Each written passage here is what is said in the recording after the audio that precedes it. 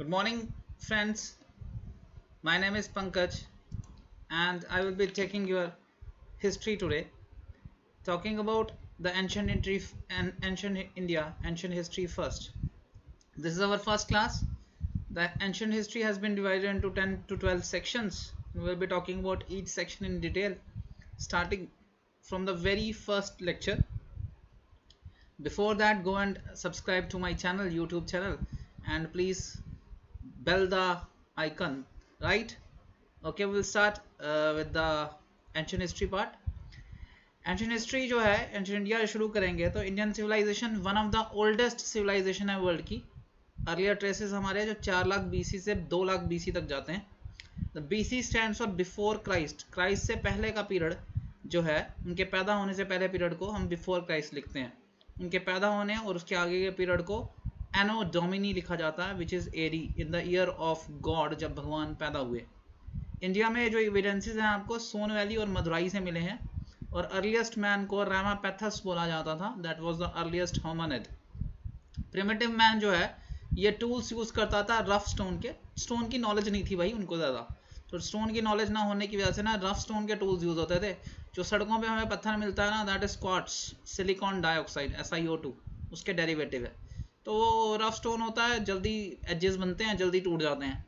समय के साथ साथ उसकी नॉलेज बढ़ी.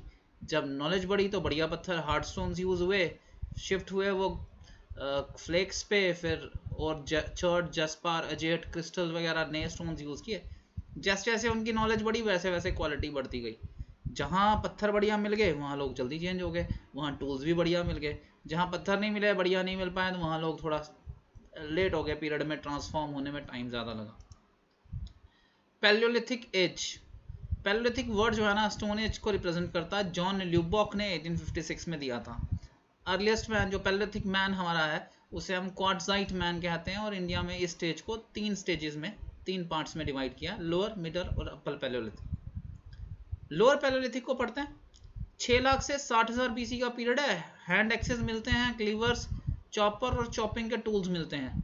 जनरली क्वार्ट्जाइट, वही हल्का पत्थर जो मैंने बताया, क्वार्ट्ज बेसाल्ट यूज होता था. इंडिया में आपको काफ़ी जगहों पे एविडेंसेस मिलते हैं भाई. पहलगाम कश्मीर में, बेलन वैली अहमदाबाद डिस्ट्रिक्ट यूपी में, भीमबेटका और आदमगढ़ होशंगाबाद डिस्ट्रिक्ट मध्य प्रदेश में, सिंगी तलवार नगौर डिस्ट्रिक्ट राजस्थान में, नवासा अहमदनगर डिस्ट्रिक्ट महाराष्ट्र में, हुसगी गुलबर्गा डिस्ट्रिक्ट कर्नाटका में, और तीरमपक्कम तमिलनाडु में. इंपॉर्टेंट लोअर पैलियोलिथिक एविडेंसेस की साइट्स हैं ये. मिडिल पैलियोलिथिक 1,50,000 बीसी से 40,000 बीसी का पीरियड है. आपको ओवरलैपिंग मिलना शुरू हो गई है टाइम में. ओवरलैपिंग का रीज़न मैंने बता दिया है.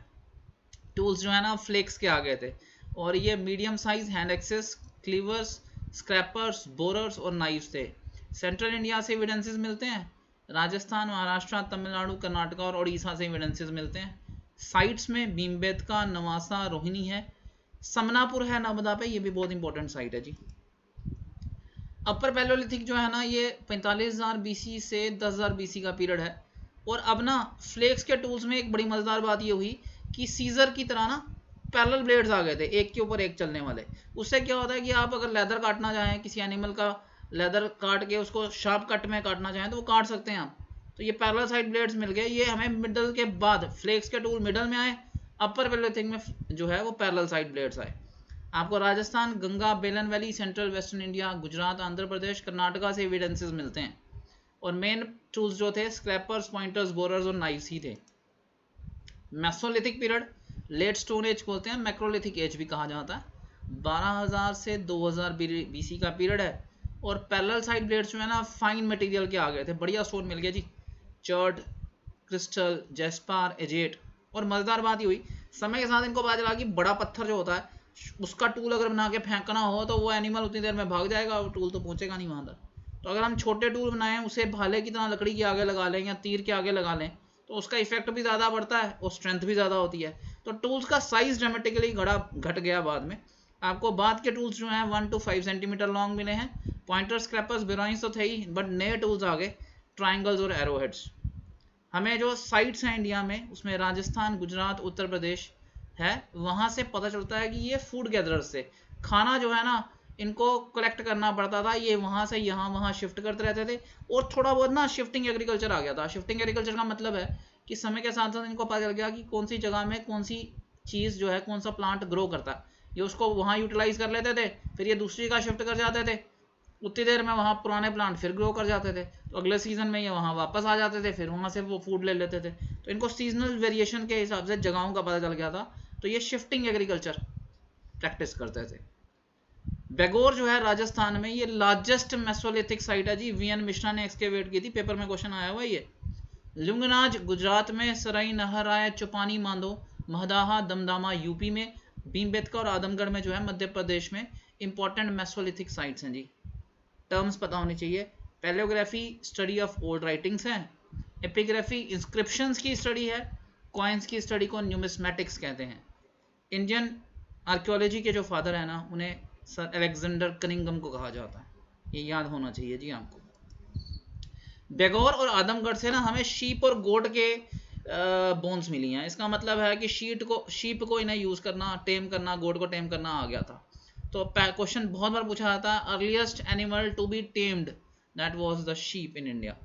Neolithic age, the new stone age, most fundamental advancement था डोमेस्टिकेट करना एनिमल प्लांट्स को, तो जानवरों को रखना और प्लांट्स को रखना, ग्रो करना, उनको टेम करना आ गया था। 7000 से 1000 बीसी का पीरियड है, और हमें एग्रीकल्चरल इकोनॉमी के बारे में पता चलता है from the north western region, जो इंडो पाकिस्तान बॉर्डर है वहाँ पर। डोमेस्टिकेट कर लिए थे सीरियल्स इन्होंने, वीट और बार्ले। और 6 मिलेनियम बीसी आते आते ना, पहले पॉटरी हाथ से बनी हुई और फिर व्हील के ऊपर बनानी शुरू कर दी थी इन्होंने। तो पहले हैंडमेड और फिर व्हील बेस्ड मिल गई थी।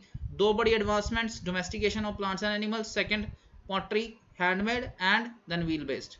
ये क्वेश्चन पूछा जाता है। सुंदर शौक तो सभी को थे, उस टाइम भी थे। Lapis lazuli, carnelian, branded agate, white marine shell पहनते थे। श्रीनगर में ना एक साइट है बुरजाउम, श्रीनगर में, यहाँ पे ना लोग ना गड्ढे खोद के उनके अंदर रहते थे, पिट ड्वेलिंग्स में रहते थे, घर ऊपर नहीं बनाए हुए थे। तो they have not made houses above the ground, they have pits dwellings, they stay in those pit dwellings.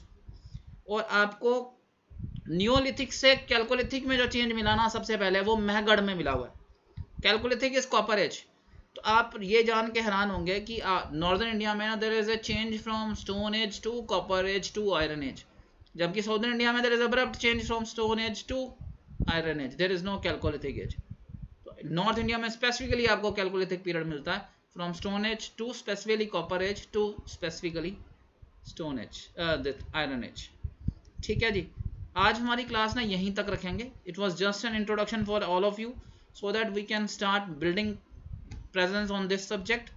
मेरा मानना है कि टॉपिक हमेशा क्लोज किया जाए तो किसी मोटिवेशन पे किया जाए।